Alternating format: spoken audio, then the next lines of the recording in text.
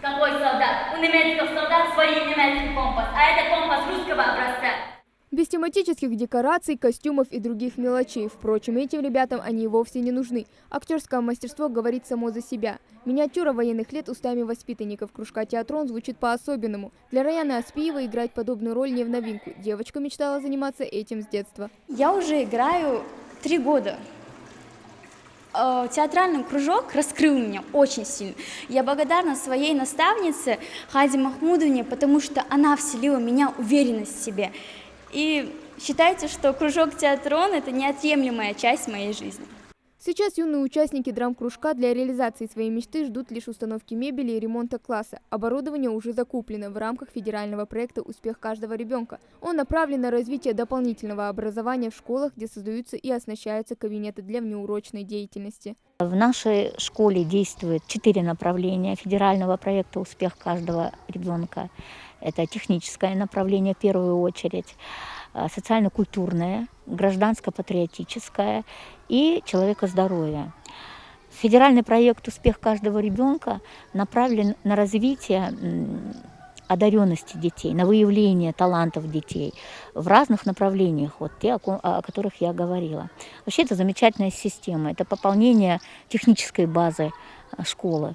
То есть днем мы можем использовать это же оборудование на уроках биологии, информатики, программирования, а затем уже идут дополнительные кружки.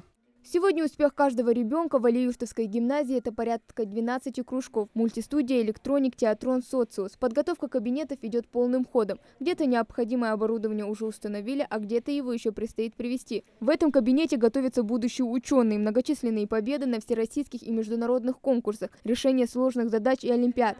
Для них не составит труда. А уже в следующем ребята собирают своих первых роботов.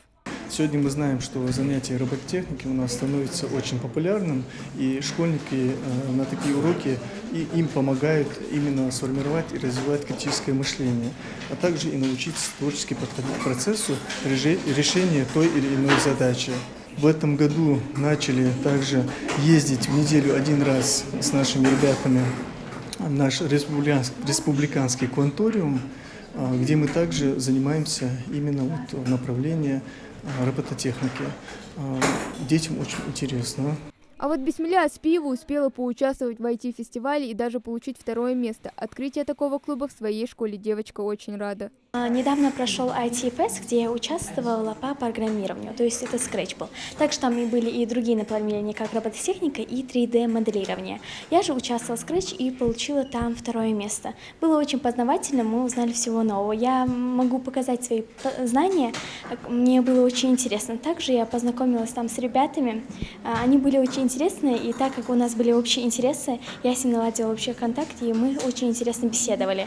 Если старшие классы выбирают программирование и IT-моделирование, то младший – шахматный кружок. Перед началом серьезной игры свои фигуры маленькая Салима выставляет на боевую позицию с особым вниманием. Шахматами школьница увлеклась совсем недавно. Сейчас может объяснить не только, какая самая сильная фигура, но и как правильно сделать ход. Вот это вот пешка.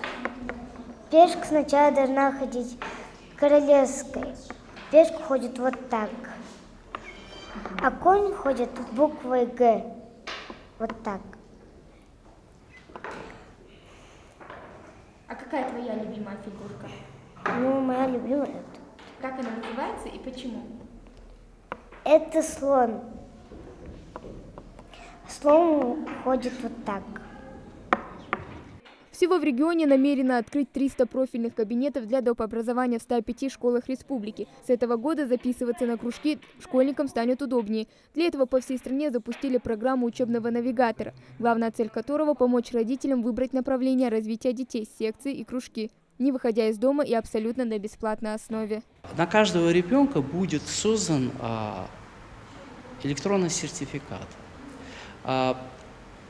который будет закреплен за этим сертификатом определенная денежная сумма. Ее нельзя будет, этот сертификат, ни обменять, ни сдать. Это просто возможность государства контролировать объем денежных средств, которые будет расходовать ребенок на услуги доп. Образования. Сертификат присваивается детям от 5 до 18 лет. Для того, чтобы его получить, необходимо зарегистрироваться на одноименном портале. С помощью электронной квитанции родитель сможет оплатить обучение ребенка частично или в полном объеме в любой школе, предоставленной навигатором. Хава Гагиева, Магомед Шоухалов, Новости 24.